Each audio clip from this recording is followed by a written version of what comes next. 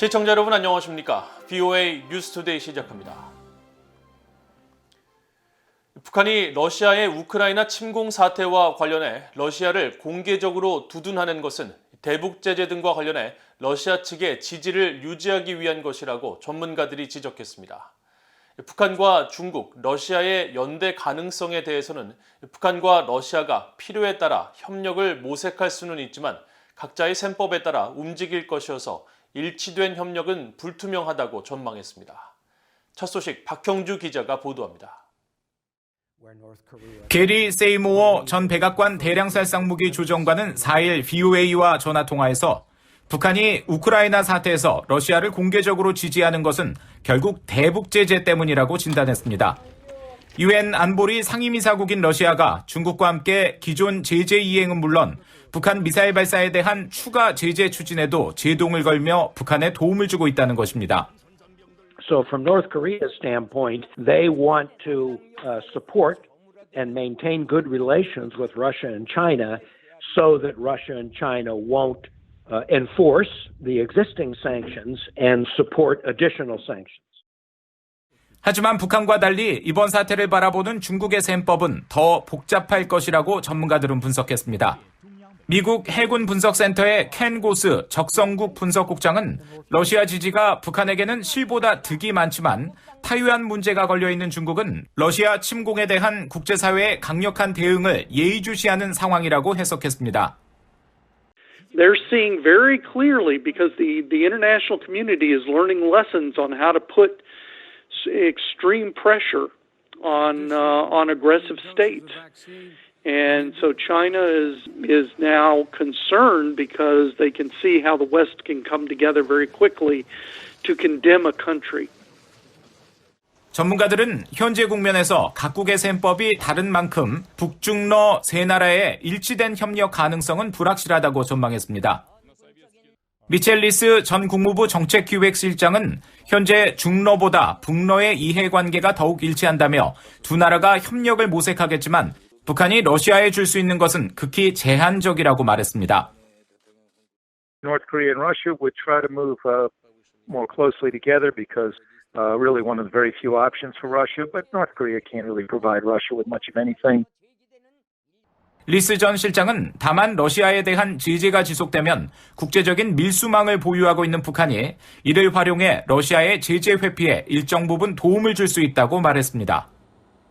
수잔 손튼 전 국무부 동아태 담당 차관보 대행은 현재 국면에서 북중러 3국이 미국에 대항하기 위해 연대할 것으로 생각하지 않는다면서 러시아는 유럽 지역에서 영향력 확대에 주력하는 등 세 나라가 각자의 셈법에 따라 움직일 것이라고 전망했습니다.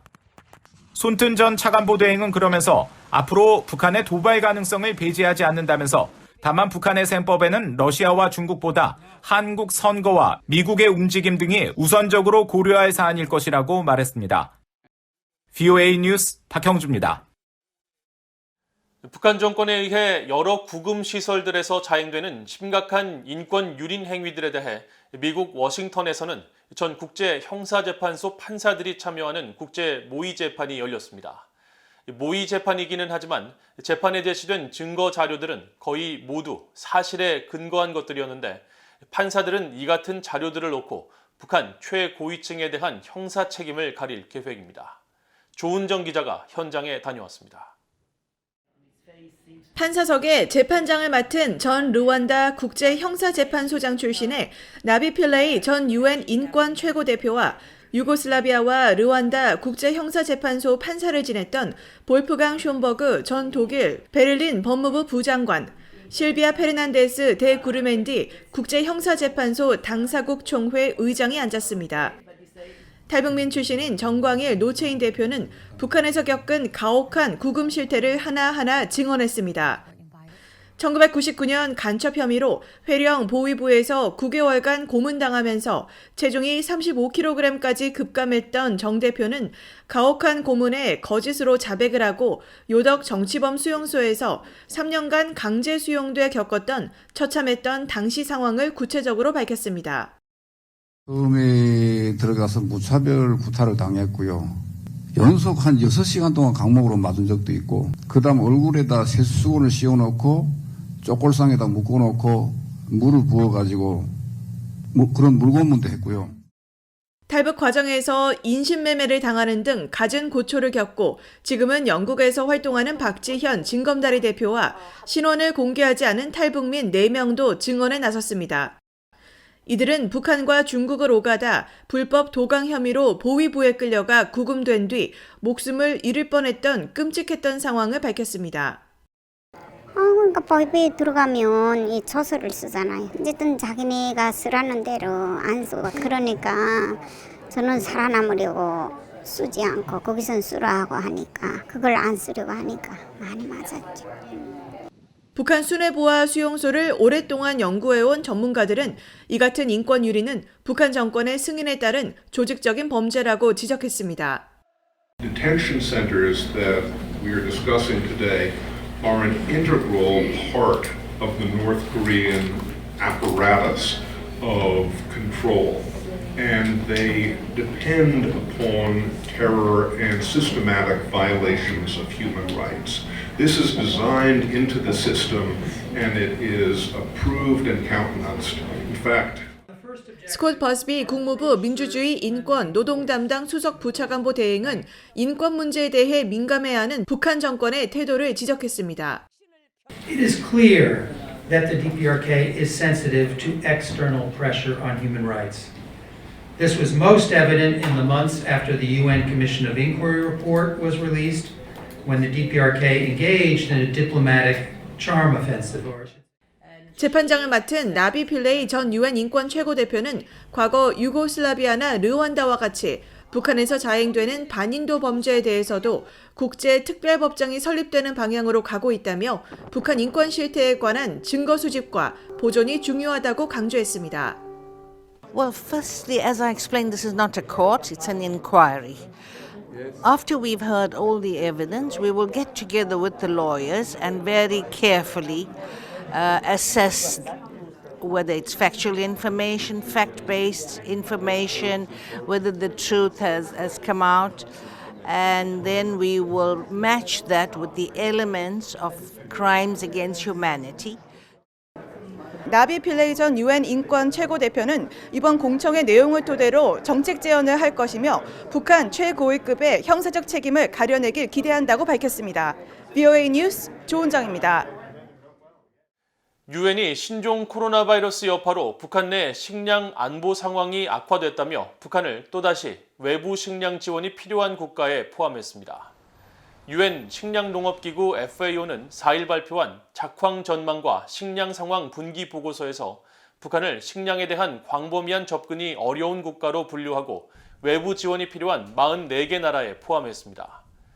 북한이 외부 식량 지원 필요국으로 지정된 것은 FAO가 해당 조사를 시작한 지난 2007년부터 16년째로 FAO는 이번 보고서에서 북한 내 대다수 인구가 적은 식량 섭취로 고통받고 있으며 다양한 식품을 섭취하지 못하고 있다고 지적했습니다.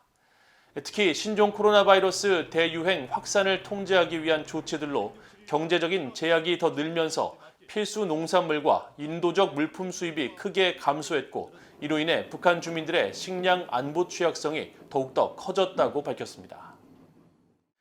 중국 내 합법적인 신분을 갖지 못한 탈북민들이 신종 코로나 바이러스 사태로 인권 사각지대에서 더 큰 어려움을 겪고 있다고 미국의 북한 인권단체 링크가 지적했습니다.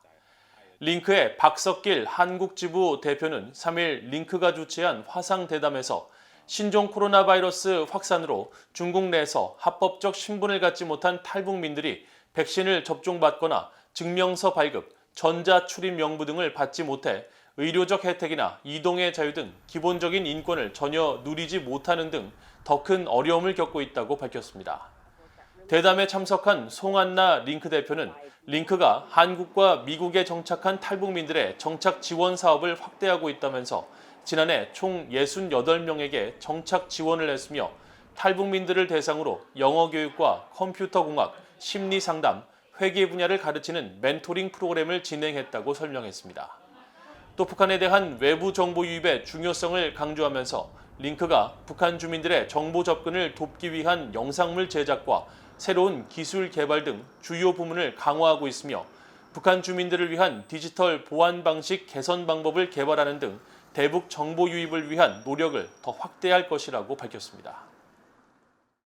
북한 정권의 후원을 받는 것으로 알려진 해킹 조직이 한국의 병원 등 의료기관의 증명서 발급 화면으로 위장해 해킹 공격을 펼친 정황을 포착했다고 한국의 사이버 보안 기업이 밝혔습니다. 한국의 사이버 보안 기업 이스트 시큐리티는 4일 보고서를 통해 지난달 25일 발견된 악성 파일에서 실제 한국 내 병원 증명서 발급에 필요한 정상 프로그램을 결합해 사용자를 속이는 수법을 통해 해킹을 시도한 것을 적발했다고 밝혔습니다. 해당 악성 파일에는 정상적인 병원 증명서 발급 프로그램과 악성 코드가 담긴 파일 2개가 존재해 사용자를 현혹했으며 해당 프로그램이 설치되면 병원 증명서 발급이 정상적으로 진행되지만 동시에 해킹에도 그대로 노출되도록 설계한 것으로 알려졌습니다. 보고서는 이번 공격이 지난달 일부 한국 언론사를 대상으로 펼쳐진 북한 해킹 조직의 지능형 위협 공격과 공격 주소와 주요 구조가 일치한 것으로 분석됐다며 한국 대통령 선거를 앞두고 북한 소행의 이 같은 사회공학적 해킹 공격이 더욱더 기승을 부릴 것이라고 전망했습니다. 이상으로 VOA 뉴스투데이를 모두 마칩니다. 시청해주신 여러분 고맙습니다.